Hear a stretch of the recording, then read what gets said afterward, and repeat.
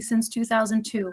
We are so thankful for all of you and our team and everybody who's been working so hard to plan for our school year under these different circumstances. So as Kate said, I'm going to start sharing the slideshow, or I'm going to start presenting it, and we will be taking questions at the end and as we go along. And I apologize because I'm still admitting some people into the meeting. So, all right.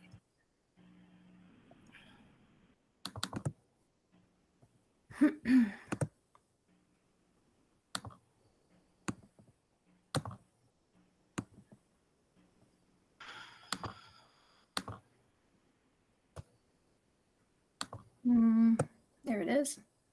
Thank you, Kate.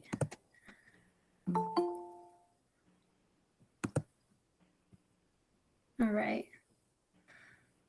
So our task force has been working together most of the summer. We have a task force at each building. Our members are there on the first slide, and we also have an SU task force as we prepare for the opening of school. Sorry, my computer's slow and all these people. Can you see it now? Yes.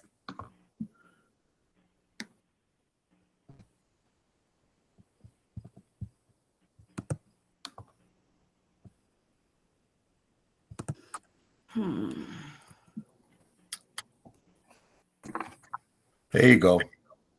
Yeah, it works better if it's not in present mode. Yeah, I had. Is there a way we can make it a little bit bigger?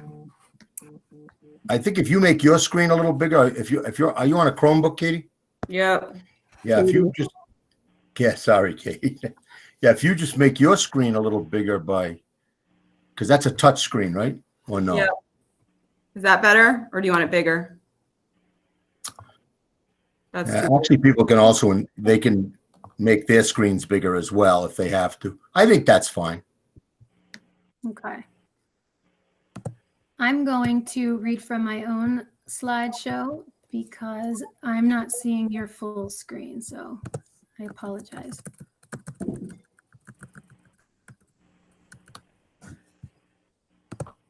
So one of the reasons why it's critical to reopen our schools for in-person instruction, all the things we've been discussing and supporting as we are doing our planning, is most students learn best in an in-person environment. It's important for the social emotional well-being of our students, the connection for our students to be with each other and their teachers, their access to healthy food, the additional supports that many students need that are better completed in an in-person environment, and the need for physical activity that we can provide in an in-person environment.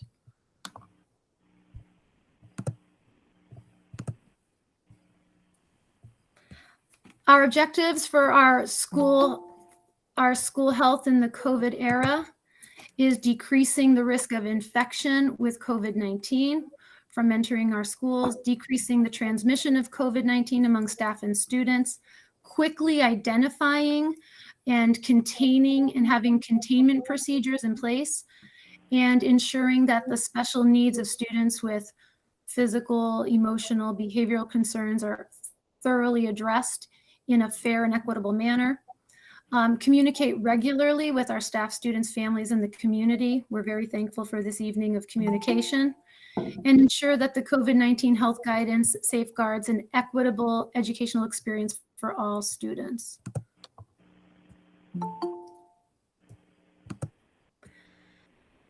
Our instructional vision, many of our community members and staff have been a part of our Portrait of a Graduate design team, and our competencies are communication, empathy, critical thinking, integrity, and perseverance. Our instructional vision will be focusing on the integration of content and interdisciplinary units of study, the core instructional time for math and ELA in our K through 8 grades, and all core subject areas in our high school grades. Focus on project-based, experiential, place-based, play-based, and student-driven instruction. Our instructional vision related to COVID is providing the in-person, hybrid, and remote options, consistent curriculum for our in-person, hybrid, and our remote option, providing teachers, students, and families with a learning management system that includes the built-in curriculum. Consistent expectations and schedules for in-person, hybrid, and remote options, providing the necessary supports and trainings to implement this, the Canvas, our learning management system, and support individual students' needs academically and socially and emotionally. We know of the 3 phases of opening, and the 3 phases are: step 1, remote learning, where schools are closed for in-person and for in-person instruction. Step 2 is what we are doing. Schools are opening for in-person instruction with enhanced physical distancing measures and for children who live in communities that are eligible for quarantine-free travel. Step 3, opening with few restrictions. Our buses are opening in step 3 with fewer restrictions. Agencies that are providing us guidance are Risk Management, Agency of Education, and Vermont Department of Health, and Governor Scott, informed by the CDC. What are daily health checks? So all students must pass a daily health check at the first point of contact to attend school. Our daily health checks consist of the following 4 questions and a temperature check. Have you been in close contact with a person who's had COVID-19? Close contact is someone who was within 6 feet of an infected person for at least 15 minutes, starting from 48 hours before illness onset until the time the patient is isolated. Do you feel unwell with any symptoms consistent with COVID-19? Examples of the symptoms are listed there. Temperature screenings are not to exceed 100.4, and our staff will also have a daily health check before entering the school building. Do we want to pause here and see if there's any questions before we go into the procedure on entering? Sure. There are no questions at this time. Great, we're going to power on then. So our building entries, we are maintaining wings and area building be accessed just by grade level teams and groups. So our K1 students will be entering at the K1 playground entrance. And while we're waiting in line, we're practicing our social distancing and staying 6 feet apart while we're entering the building. Our 2nd through 6th graders are coming in the main entrance at Ascutney Street near Ms. Nelson's office. 7th and 8th grade are going to enter the middle entrance door on Ascutney Street, not the cafeteria door. That stairwell will take them straight up to the 3rd floor where their classes are. So we're trying to keep a direct path from their entry to their classroom. And 9 through 12 will enter at the rear parking lot entrance, the theater level. Parents will not be allowed in the building. Students will be masked when they enter the building. We'll provide disposable masks if students do not have one, or if masks do not seem to be cleaned, or if they're visibly soiled. Students are encouraged to bring only essentials from home.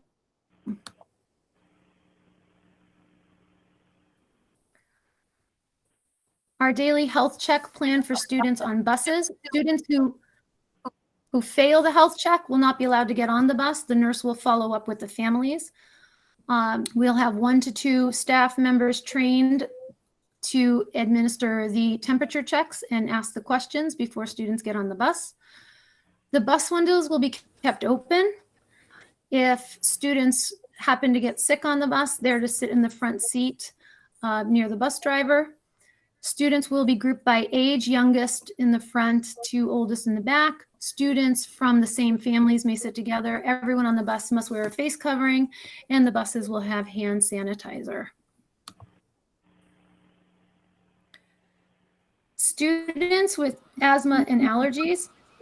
Due to COVID, we are requiring all students who have any type of allergy to have documentation from their primary care physician, and many of the signs and symptoms are the same or similar. Students with asthma are required to have a current asthma action plan submitted at the start of the school year, if this is pertaining to needing inhalers or permissions from their doctors to carry inhalers. And students with allergies, including seasonal allergies, having current documentation of these allergies from their primary care physician, and an allergy action plan. Students who take medication at school are asked to make an appointment with the nurse so it can be dropped off and appropriate forms can be signed. Ms. Martin's email address is there. There is a question if you want to pause, Colleen. Sure. Otella is asking, will younger students arriving with older siblings be allowed to be screened at a different entrance? We're going to ask that our younger students enter at their door while their older siblings are probably standing nearby and dropping them off, and then they will proceed to their entrance door.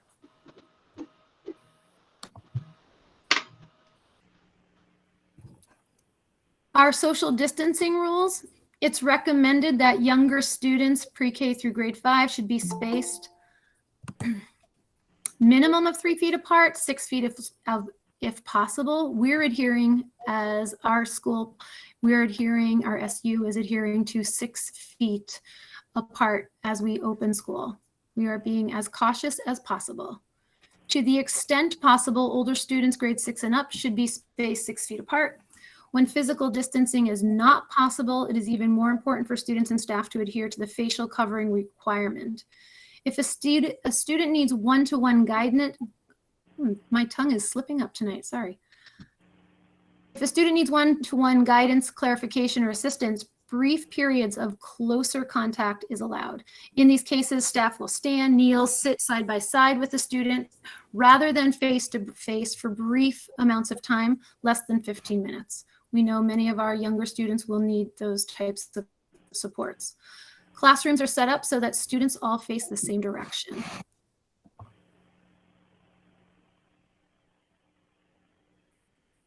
Can students mingle between classrooms?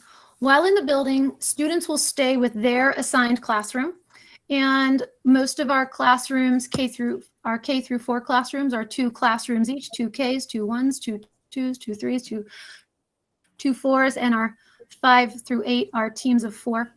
So while in the building, students will stay with their one assigned classroom, but 2 classrooms, always the same 2, may go outside for recess together or use outdoor classroom spaces together.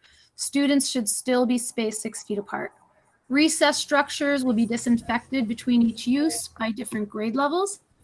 Staff are planning ways to organize recess activities to help students maintain social distancing. And staff members who are assigned to pods may switch rooms for teaching purposes or behavioral needs, but the students will not be switching rooms. The teachers and the adults will be moving in and out of their room, and the students will stay in place. Masks and face coverings. Students may wear cloth masks from home. If a student does not have a mask, we have some to be provided.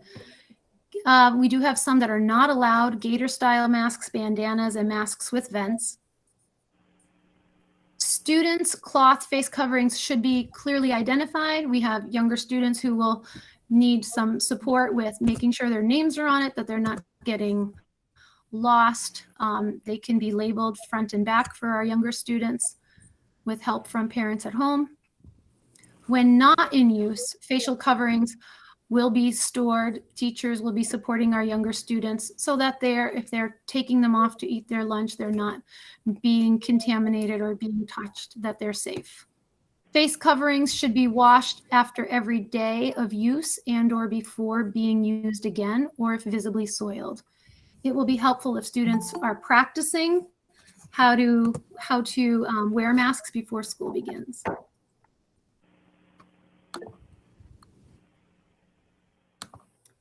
Can you go back one, Kate, please? So the masks that won't be allowed are the gator style, ones with the vents, and the bandanas.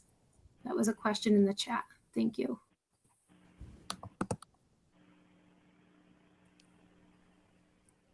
I'm going to let Kate take over, and I'm going to keep an eye on the chat. Okay. What happens if cases of COVID-19 occur in school? If a person develops symptoms in the school, the nurse will determine next steps. We have access to a hotline to call with questions. The person with symptoms may be taken to the isolation room. If we have a positive case in school, the spaces used by the person infected will be disinfected. If COVID-19 is confirmed in a student or a staff member, schools will work with the Department of Health to determine next steps.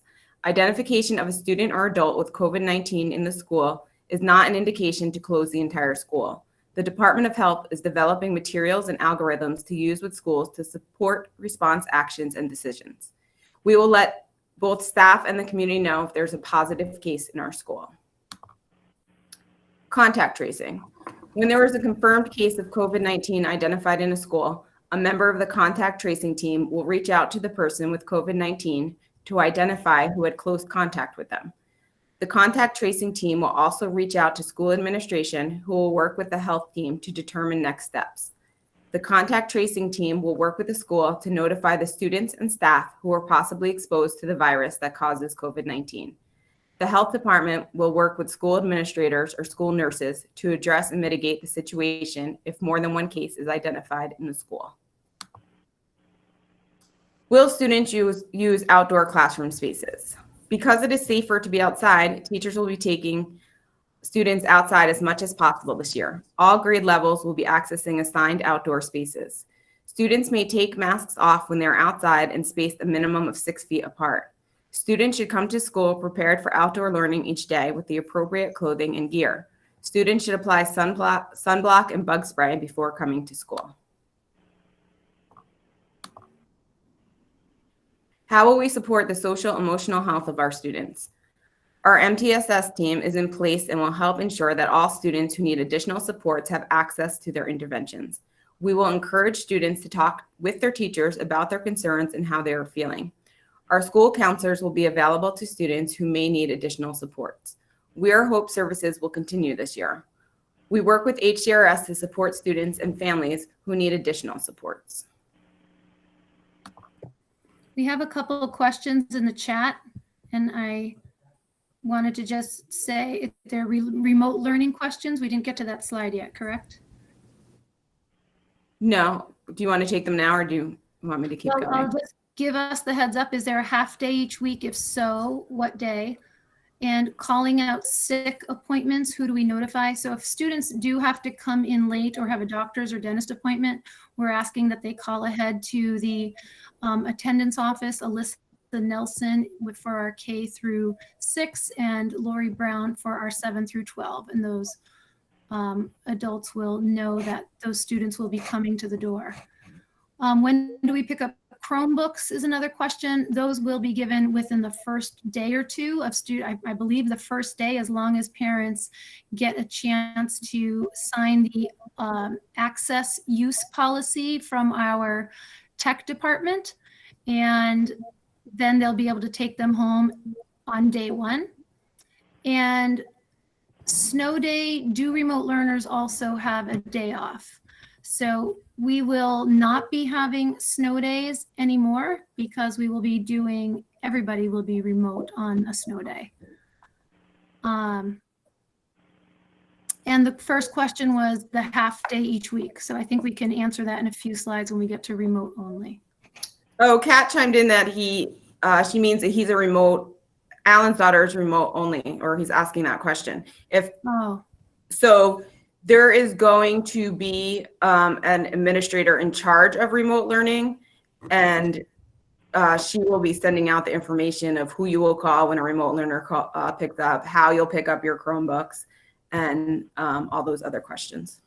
Good question. Thank you. There's also a video of the remote learning meeting, which if you have a chance to watch, you might be able to have some more of your questions answered. Travel guidelines.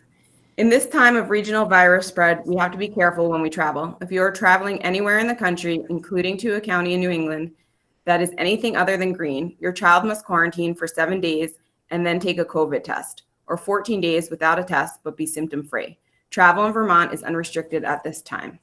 Please notify the school if you are traveling or have traveled. This request includes the opening of school. We appreciate your cooperation. The county color zones can be found at this link. And we really appreciate you being honest with that, because let's anyway. What will our curriculum be for this year? Our remote only curriculum will be the VT-VLC curriculum embedded in the Canvas platform for K-12. The in-person hybrid curriculum. If in-person instruction becomes remote, students will use the VT-VLC curriculum embedded in the Canvas platform. In the first few weeks of in-person instruction, teachers will prepare students for the use of Canvas. In the first few weeks of school, teachers will work diligently to build relationships with students. This is our priority. In the first few weeks of school, teachers will deliver the interdisciplinary units that they have planned in the spring. So that is a lot of words to say that what we're using in person and what we're using remotely are the same thing, so that the transition from one to the other should be seamless. This is a sample daily schedule for in-person hybrid for a K-8 student. From 8 to 8:30, students will be having their staggered arrival. Their teachers will be waiting in the classroom. When they go upstairs, they will arrive, have their breakfast, a morning meeting. From 8:45 to 11:30, there'll be instructional time. It'll include ELA, math, and the interdisciplinary unit. Instruction with outdoor mask breaks throughout this time. From 11:30 to 12:30, we'll have lunch, recess, closure, and dismissal. Afternoons remotely can include grade level appropriate independent reading, independent assignments, win time, which is what I need, so that'll be tailored to your students' needs, independently or in small groups with teachers, choice board challenges, and fix and finish ups. When will we know teacher and student assignments? Teachers will be sharing class lists and other important information as soon as families make a final commitment to the remote learning option. This should be finalized by September 1st. That's also, to clarify that a little bit, we're taking a real team approach this year more than ever. So if your child's in 2nd grade, they might have a team of teachers, and they will have access to those teachers. There's 2 questions in the chat. One is, when should remote learners pick up their Chromebooks? So if remote learners need their Chromebooks, if they have also filled out the access form through our IT department, they, I believe, will just need you to call ahead and let the main office know you'll be coming by to pick it up, as long as your form is already in.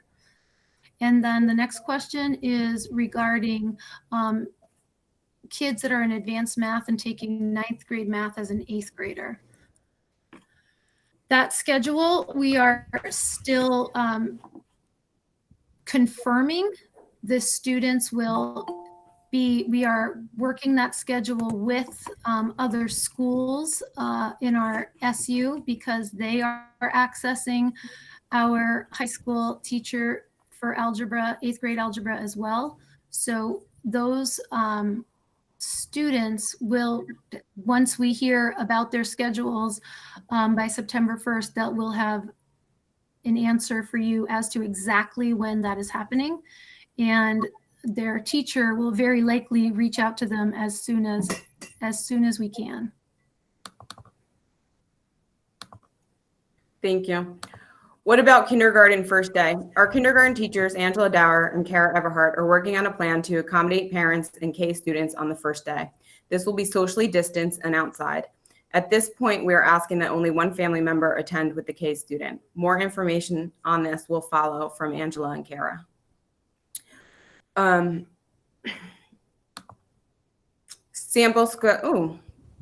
is gone. A sample daily schedule for in-person hybrid 9-12. So for our high school students, their schedules look pretty similar. Let me see if I could put a sample. I don't know if I'll be able to do this. Freshman schedule up there.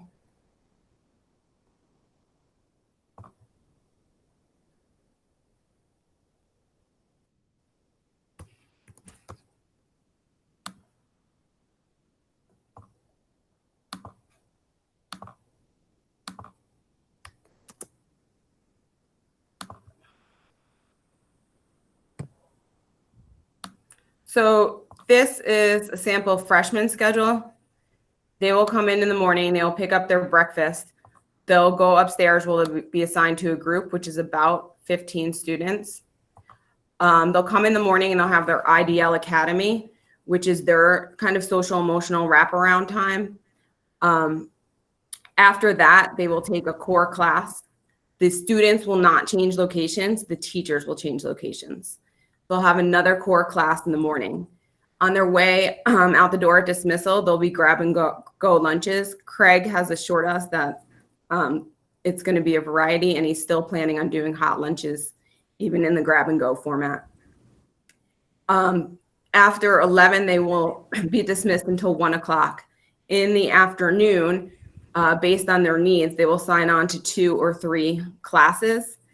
And if we follow this model, they'll achieve an English, a social studies, a biomath academy, and an elective. And that follows through for classes 10, 11, and 12, so that all students will be on track to meet the graduation requirements by the time that they need. The senior schedule might look a little bit different because in the morning they have their IDL Academy, and then they have their capstone at that time in the morning for them before they take a content core class is a little bit longer. Can I pause for 2 questions? Yep. In the chat? So one person, Kelly Labar, asked about the places on the map for travel, and that is, I believe that is connected to the link that we have from the Vermont Department of Health. It will show the counties, and there's a area on the Vermont Department of Health map that takes you through the counties and guidelines for travel. Another question from Julie is, can we expect course schedules in class and online? The high school counselors are not sending out paper course schedules, but they will be sending an email letting students know that they can access their PowerSchool and check out their schedules. And anything related to individual schedules, students can contact their school counselors. We would like to have a little bit more specific information about what IDL Academy is.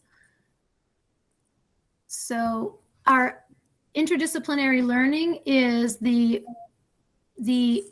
instruction that our teachers have planned back in June that allows teachers of different content areas to combine their expertise and choose themes such as our project Portrait of a Graduate Competencies and learn about the content in those areas of ELA, math, social studies, and science, and carry it through as a team approach with one theme. So all of our teacher teams K through 12 will be doing these interdisciplinary learning units, and it's also combined with their advisory, or what we've called in the high school our academy times, where they have their social emotional supports and morning meetings and wraparound services for our students. Would you like to add to that, Kate? I think that you've covered it.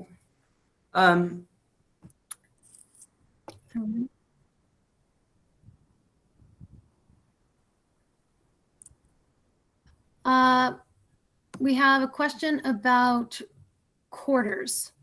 Different than what we've had for the last few years. Remote learners are quarters. I'm a little. So do you want me to try, Go ahead. Colleen, this is Angie. Do you want me to answer that question? Yes, please.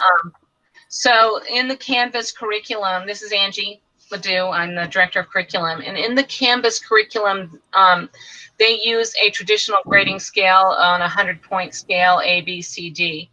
And so we're working out a plan to enter grades in PowerSchool, because PowerSchool holds our student records, where our teachers are going to have data in there, grades, et cetera, in there, and they will be reporting on standards.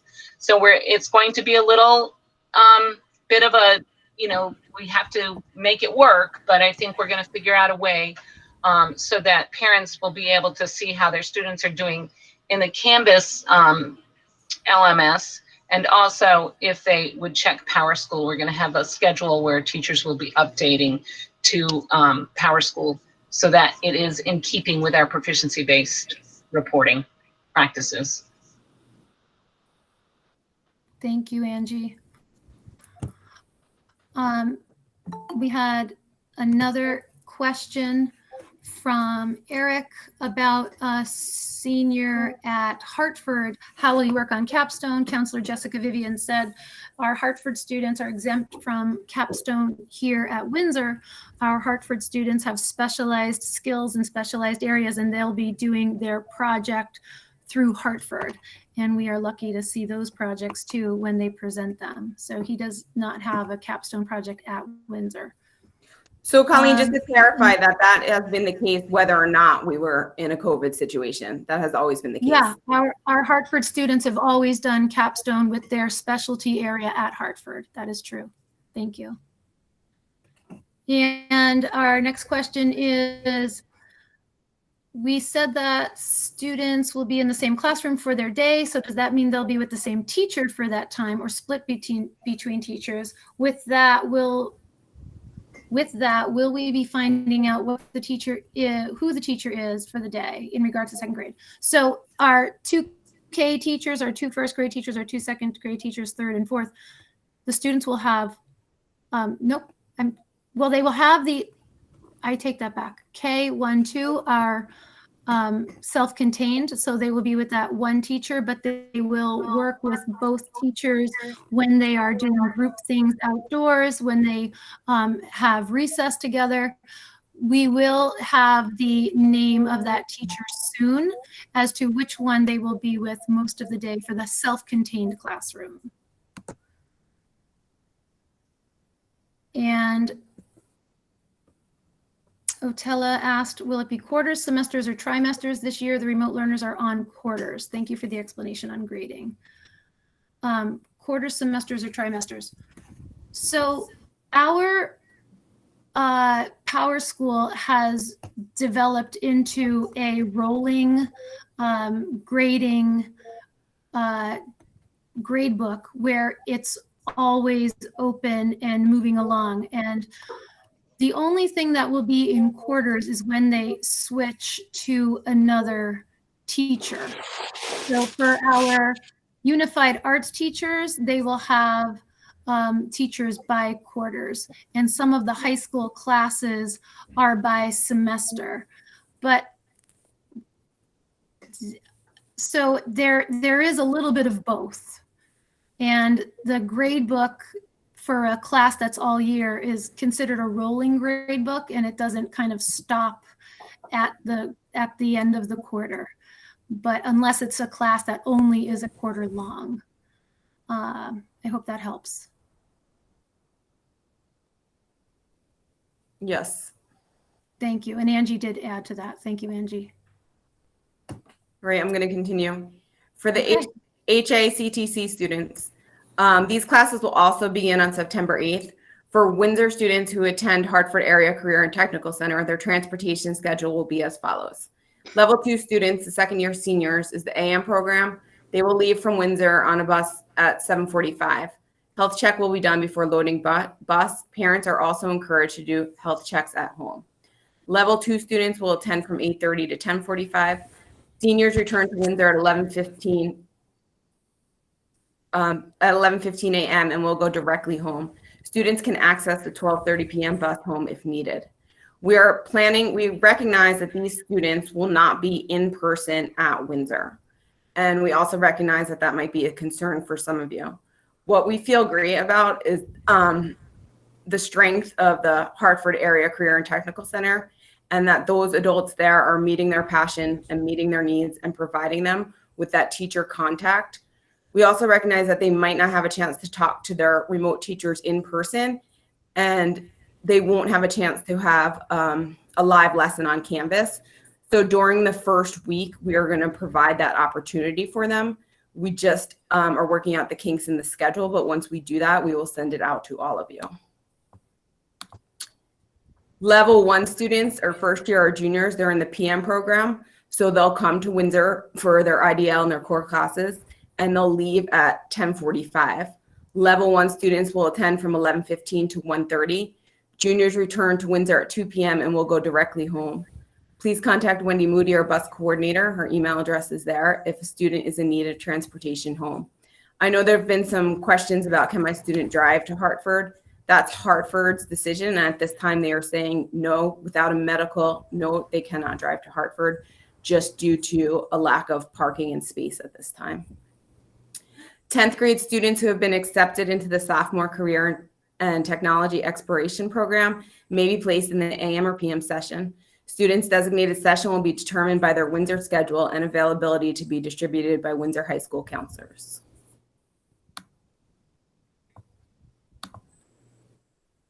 The remote option for high school. As our supervisory union makes adjustments to the inaccessible remote curriculum, we want our high school families to know that high school students continue to have many virtual options that have always been available to our students, whether they are in person or 100% remote. Windsor High School students will continue to have opportunities for online high school level class options via virtual high school, ed options, VT/VLC, or similar platforms. This includes free classes such as Coursera. Juniors and seniors may still partake in college level dual enrollment classes at local participating college. These options will still be supported by our Flexible Pathways coordinator, Kim Gogan. Windsor High School will work with each learner to accommodate different learning needs and abilities. So what's that saying is that we've always had the opportunity to provide remote to our high school students just because we have way more options than we do for our elementary students. Those options are still there. If you want to register to be strictly a remote high school student, so that means you will not go to Hartford and you will not come to Windsor High School. This link down here will let you register for that. And then Angie Ledoux will be in touch with you or the school counselors moving forward. We're going to send that link out in an e-blast tomorrow morning. Athletics. Oh, where did it go? This is going to be reviewed and updated frequently. Andy Tufts is handling our athletics, and he is going to be sending out an e-blast by the end of the week with updates. These are expected to be updated frequently, so you can expect frequent communication around this. Inter-squad practices and scrimmages are allowed, outdoors only. There will be no access to the building, including the bathrooms. Masks are required for all coaches and athletes, including during play. 6-foot distance must be maintained by athletes as much as possible. Spectators are not allowed at this time unless they remain in their car. Athletes will not be allowed to play on other recreational or AAU teams during the season. All school cleaning, presumptive case responses, and health check procedures will be followed. What can you do to help? Please continue to follow all guidance. Wear a mask, practice social distancing, stay home if you have symptoms. If you must travel to a county that is yellow or red, please quarantine for the recommended time. It is safe to do in person now, but only because our case numbers are so low. This could change if people guidelines. To keep our schools open for in-person, our whole community needs to work together. And here are some helpful resources, some frequently asked questions, and some social stories and videos for younger kids on wearing masks and returning to school under these conditions. And now we're going to open it up to questions. If you want to speak, then please put a comment in the chat box. I can't see everyone on the screen, so that's the best way to communicate. If you're on the phone, you can just unmute and ask to speak, ask your question. Sorry, I'm getting tripped up on my words now too.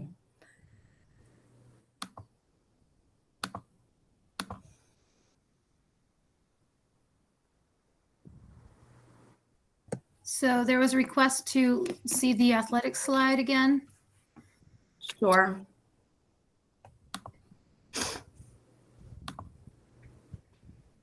Elizabeth, that question, when you say athletes cannot participate in recreational activities, does that mean students cannot participate in a sport offered by the Windsor Rec? That means that was, I'm sorry, I should have clarified that. That's for high school students. The elementary students, their only sports program is through the rec. So that would be parent choice for them to participate in that. they then won't come back to school and play on a school team. But the high school students, if they played on recreation teams, would then be on rec teams, travel teams perhaps, and then back at school. The question regarding what high school graduation requirements does the IDL fulfill? The IDL Academy fulfills their freshman, sophomore, junior, and senior academy credit that all high school grade levels must have. Can you see the athletic slide now? I see it now. Anything related to a sport, we're going to ask to wait to hear from Mr. Tufts or contact Mr. Tufts specifically. Thank you, Julie.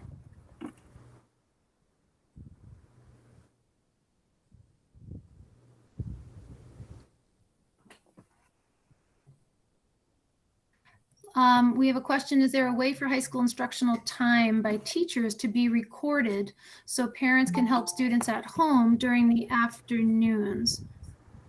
Dr. Baker, do you want to talk about recording?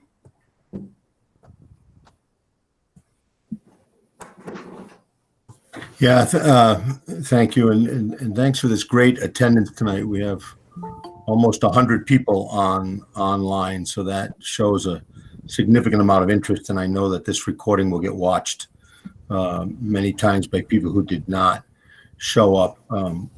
I also want to thank Colleen and Kate who stepped up this summer. You can't imagine the number of details that go into a plan like this. The entire administrative team, Angie, Katie. So while I have the microphone, I can't stop talking, but I definitely want to thank them for all the work that they have done.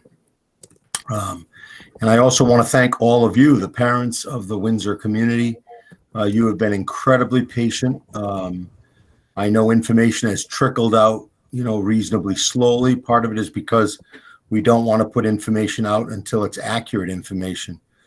We even held up a little on the frequently asked questions guide that was promised a while ago, because we realized that every time we answered a question, either the information would change or it created 5 additional questions. So it didn't appear helpful. What you are going to get in the next few days, no later than Monday, is a COVID handbook for back to school use that'll give you all the information, everything you wanted to know about your particular school, some of the issues that are involved. But even that will not answer all the questions. But I think that will certainly help. And maybe at the end, I don't know if you were going to mention the parent compact, but along with that handbook will come a parent compact for in-person students, and we're encouraging families and students to sign that compact. It'll outline all the restrictions and everything we're agreeing to. This is a time when we just want absolute safety as we go forward, and we're going to take our time and go slowly those first few days, see how it goes. And I can assure all of the parents, if we think that we can't do this safely, then we will not do it. That's the bottom line. Your family's safety, your children's safety, as I've said in many of my emails, is our first priority. So we appreciate all of the work that's gone into this. So now back to the question, which I have to remember now. What was the question, Colleen? It was about. The question was, I'm open. The question was, will these classes lessons be recorded?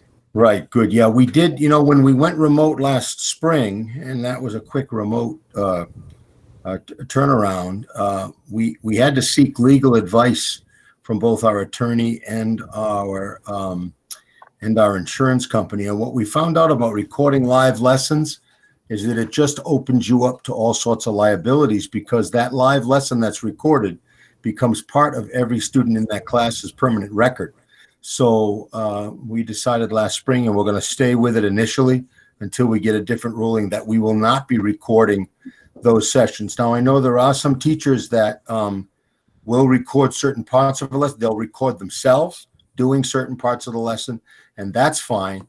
And the other part of this new VTVLC curriculum, which basically everybody's being trained in and everybody's using, is that within that curriculum, there are, within those modules, there are recorded lessons, so that it should be a little bit easier for parents to follow along or catch a lesson later on in the day.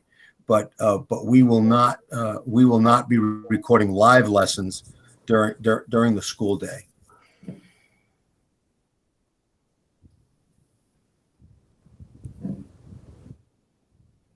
Colleen, you're muted. And I think you're talking. One of the questions was how will our high school student groupings be formed? And our high school students will be grouped by grade level. The ninth graders will have their entire ninth grade team of teachers on their floor with them, and our 10th graders the same, and our seniors and juniors. So they are being grouped with their grade levels on a floor to themselves. I think that brings up an important point, though, Colleen. The groupings and the pods, especially as they get older, but even the younger grades, are much more about contact tracing than they are about transmission. There really is no magic size to a group or a pod, which is why at the high school level, where the students are older and hopefully a little bit more responsible, we'll see, we could make those groups a little bit larger. But we are still going to maintain the safety guidelines. In some cases, teachers will move and not students. In other cases, we'll be able to safely move students from one spot to another. But I remember back when all the conversation started, a few months ago, or even back in March, that, you kept hearing these magic numbers of pod size should be no bigger than 10 or 15 or 20. And the bottom line is there is no CDC recommendation or Vermont Department of Health recommendation about pod size. It's just that you have to have a pod, and one pod can't interact with another pod. And that's much more about contact tracing, so that if we should have a presumptive case or an actual positive case, then we can do a much quicker and more efficient job of tracing everybody within that pod. And we've been assured by our local hospital and the folks that were on our task force that the Vermont Department of Health contact team is one of the best in the nation, and that they are gearing up for schools to open. And we will have that contact hotline. And if we have a presumed case or we have somebody experiencing symptoms, we're going to be able to get right on the line and figure that out. And then the Vermont Department of Health, in conversations with our nurses, and I know that this was explained a little bit before, will be making those decisions about whether a COVID test is necessary, whether or not there's any need to shut the pod down, send anybody else home, test anybody else, and we'll be following their directions. Of course, you are the parent. And we are going to be, I know there are some schools that aren't even going to announce when they have a positive case. We are going to announce when we have a positive case. And then you as a parent can make your own decision. If you don't want to send your student back, at least for a few days, we'll completely understand that. But we have to follow the restrictions and the guidelines that are presented to us by the contact tracers at the Vermont Department of Health. And Elizabeth Martin's our nurse here in Windsor. She's been on the COVID task force and very much in touch with the Vermont Department of Health, seeking their algorithms, learning the techniques of how to determine whether a student needs a test or not, or whether a staff member does. So I feel, we are as ready to go as we could be in terms of the health and immunology of all of this. A couple more questions. Thank you, Dr. Baker. From the chat, one of the questions was about one of our younger students accessing the rec in the afternoon, and how will they access the Canvas or any afternoon learning. And our teachers, there is a lot of flexibility for our teachers. They will know that our students are going to daycare or rec, and things like independent reading and independent lessons can be done in the evening. So there will be definitely flexibility with that piece. Another question was, will the schedule be in place for the entire school year? I understand that remote learning will be until January and could change after this. We're just curious if this possibility of this changing. Angie, do you want to talk about that? So we're asking people who have selected remote only, and our teachers as well, to commit to a full semester, which means sometime in January. That situation could change. our schools could go to level 3 or phase 3 or step 3. Right now we're opening in step 2. We could be opening in we could be going to a step 3, which would be less restrictions. But in order to preserve the integrity of that instruction for the remote only students, we wanted to give a limited amount of time, or at least a set amount of time, so that we could assure that our teachers weren't going back and forth, and to provide some stability in that. Does that make sense? Thank you, Angie. Another question is regarding high school afternoon classes. Will students in the high school have an opportunity to meet in person with their afternoon teachers? In other words, the only teachers my student will meet in person is their morning classes. Our teachers on a team, for example, if 4 teachers on the freshman team have 2 classes in the morning and 2 classes in the afternoon, they're going to be with the whole freshman team in the morning in the same physical space, and the teachers are able to rotate in and see all the students. So the team will, as a grade level team, be making sure that they're connecting with all the students at some point. So they're going to be working as a group, as a team, when they're in person, because we imagine there will be times where a student on the freshman team might not have one of their courses in the morning when it's in person, but in the afternoon, but might be having a little bit of difficulty and might want to touch base with that teacher, and those opportunities will be available. Another question. So each grade will constitute 1 pod, ? So our classrooms have a set classroom maximum capacity, and when 2 classrooms in our lower grades get together, that's going to be a pod. Classes that are smaller, pods are smaller than the entire wing, and classrooms are 1 single classroom.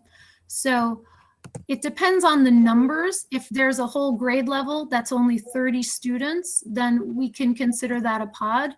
But if we have a wing of students that's 90 students, then we would not have 1 90 student pod. We'd have 3 30 student pods within there. So for the most part, it's 2 classrooms equal a pod, and 1 classroom is a maximum capacity space, and a wing is only the adults and the students that are on that floor. The next question, my daughter is in 8th grade but advanced to 9th grade math. Will this be an issue with how classes are divided? We're working that schedule out, and the 8th grade algebra in the 9th grade classes is one we are finalizing, and we will have in Power School, and parents will hear from either the counselor or teacher. And when will we find out who the teacher is?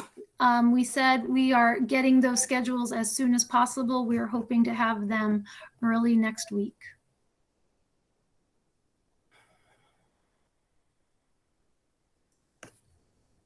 And I still have more. Sorry, I need to keep going down. Sorry. Our cleaning schedule, our custodians are required to clean and sanitize 3 times a day. Right now, we are looking at a schedule that is after the breakfast time, after the lunch time, and after the students have all left the building. So there's clarification for, would it still be a half day for the remaining year if things get better and move into phase 3? So we will be reassessing mid-year depending on our guidance that Dr. Baker receives from the Agency of Education. Yeah, I think that's a great question. You know, certainly we are very understanding of this early dismissal and what kinds of confusion it provides. Based on the information we get and the feedback we're getting, if we move to a phase 3, we'll consider extending that day, maybe even before January, but we just don't want to make any promises. We'll certainly do a quarterly review without a doubt, but I think it's really going to depend on how, because remember the shortened day, and I've said this in a couple of my emails, the shortened day, again, is not so much around transmission as it is around the ability of students to tolerate the distancing and the masking and some of the other health requirements that are going on, both staff and students, quite frankly, for a long period of time. And the way schools have dealt with this is they've either shortened their day or they've put students into an A-B day. So they go one day, then the next day they don't go. Then they go back the next day. So you've all seen those plans being developed around the state. And we just thought, the shortened day provided more consistency, that once people did finally figure out the childcare issues, and I know a lot of you have worked on that at least you've got a consistent 5-day pattern. And again, if we can extend it before January, we will, and we'll certainly keep you all posted, because I know you have to plan as well. Good question, though. Another question is, how should parents with elementary age children who have to enter through 2 different entrances plan for drop-off? And what's the release plan for parent pickup? So we're going to suggest that the youngest students drop off first. We're going to be very flexible with entering the building, especially siblings, that we're hoping that A through L, just for flow, can enter between 8 and 8:15, and between 8:15 and 8:30, we can have last names M through Z enter the building. But if it's over a few minutes by those times, we're going to be flexible. It's going to take us about 3 days at least to get the flow and the patience for how this is going to go. We know that we have a small parking lot in the upper part of the high school off of Ascutney Street, and getting parents through the traffic circle and waiting to make sure their child gets through the screening at the door will take time, and we will be working at making it more efficient every day. So your patience is so much appreciated as we start. I know this is kind of a flow thing we have to get used to every year with traffic and drop off and pick up, as well as getting through cafeteria lines. It just things where we have large numbers of students entering and exiting just take time for us to get the flow correct. So we're going to do our best in those first 3 days and reassess at the end of the week. There will be no parking in that top parking lot as of right now. So that includes staff, teachers, parents. On the first day, you might see some, because we will make an exception for kindergarten parents on the first day, because that's a special circumstance. But there will be no parking in there to maintain the flow of traffic. And like Colleen said, this is something we're going to have to evaluate each day to see how we can make it run smoother. And I believe we will also have our SRO for helping support some traffic guidance. And the question was also part 2, the plan for parent pickup. It will be at the same entrances, will be the same exits for those students. We will be flexible as best we can with siblings. The concern is not wanting to have students that are in one wing cross over another wing. So many of our access doorways go from point A to point B to their classroom. They do go without crossing over other pods or other wings. So we're always going to help students go for the direct path to the exits and entrances so that they don't have to cross over other hallways. What is classroom maximum capacity? On average, the classroom maximum capacity is 13 to 16.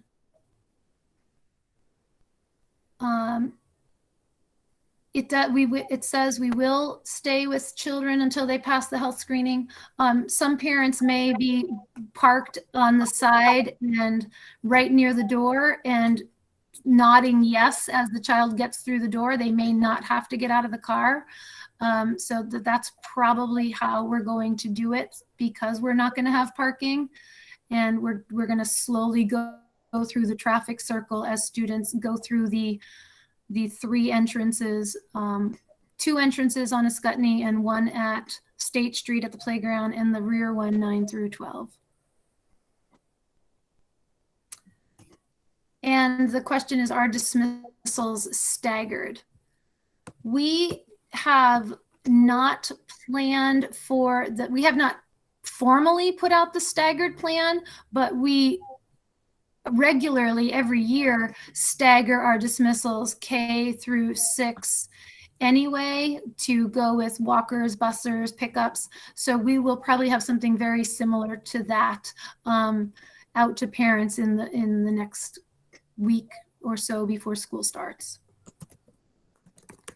We're still firming up the bus pickup and drop off.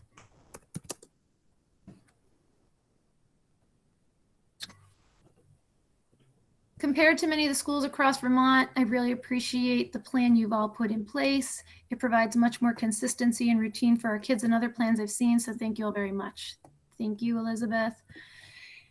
Is there a fair amount of time from in-person to online learning in the afternoon for folks who travel outside of Windsor to get settled in?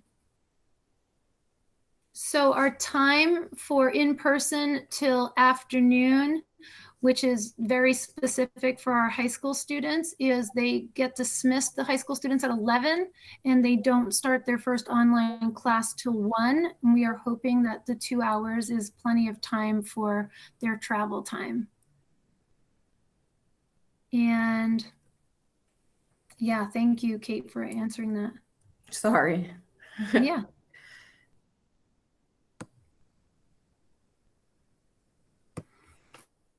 So the State Street drop-off will be for 2nd through 6th grade at the main entrance, which is near the main office and Alyssa Nelson's desk. And that's 2nd grade through 6th grade. And the 7th and 8th grade will be in the center of the building near the nurse's office. It's not the high school cafeteria door. It's the door in the center that used to be used for our BTG. That stairwell goes directly up to the 3rd floor to their classes, and our K1s will be going in at the playground. So it's not where the buses pull in. The buses are, that area where the buses pull in is specific to buses only. And thank you for all your work. This is definitely going to be a challenge. Let's be patient and support each other. We're very thankful for all the parents who've reached out, and we want all your questions and we want all your perspectives, because it helps us to see things that sometimes we miss. There's a lot of details, and we're thankful for our teacher team, our admin colleagues, and all of you who are here supporting us. We're thankful that we had over 95 people on the call tonight. And the other thing I wanted to mention, I'm not sure if everyone knows, but Colleen and I are also moms in this game. Her of a high school student at Windsor, me as elementary kids at Windsor. And we don't take off that mom hat when we're hearing your concerns or answering your questions. So please keep them coming. We understand how hard this is as a parent, and we are happy to answer all of your questions. So please don't hesitate to ask them.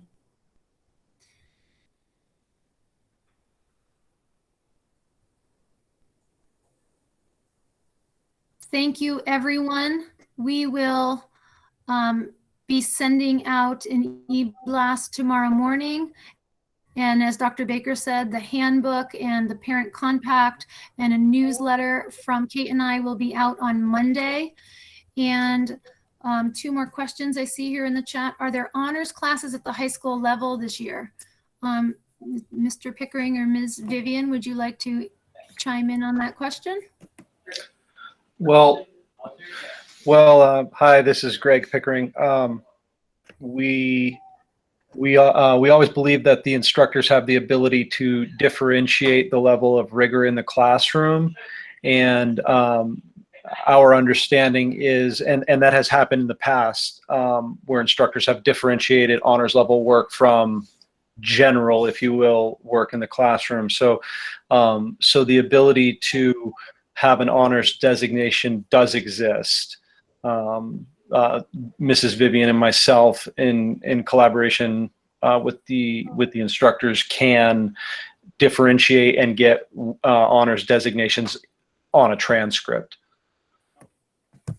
Thank you, Mr. Pickering. And Ms. Reedy added that Canvas, our curriculum that's embedded, has a couple of honors options already in the modules in their English curriculum. And there was a question about students going to the rec in the afternoon. Will they be provided transportation? So with our rec so close, we're still working out the details of this, but we are possibly having chaperoned walks over to the rec in the afternoon, unless we hear differently about busing. But I believe as of right now, we are looking at chaperoned walks over to the rec through the school field in the back of the property.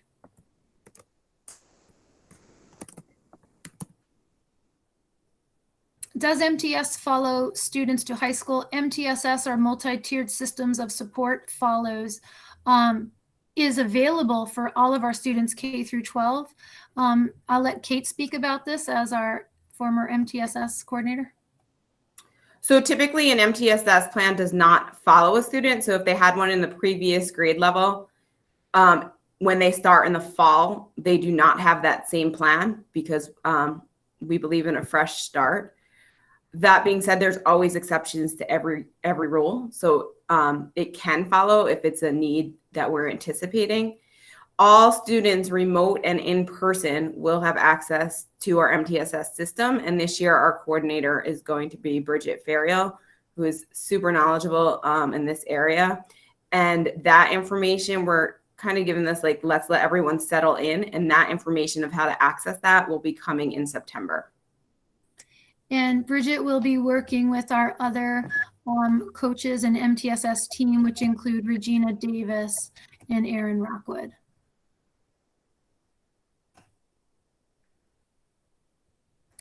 Question, will parents be allowed to stay with their K students at drop-off for the first few days?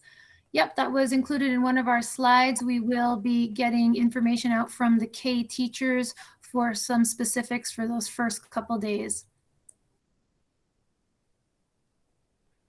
Will the Chromebooks already have Canvas loaded?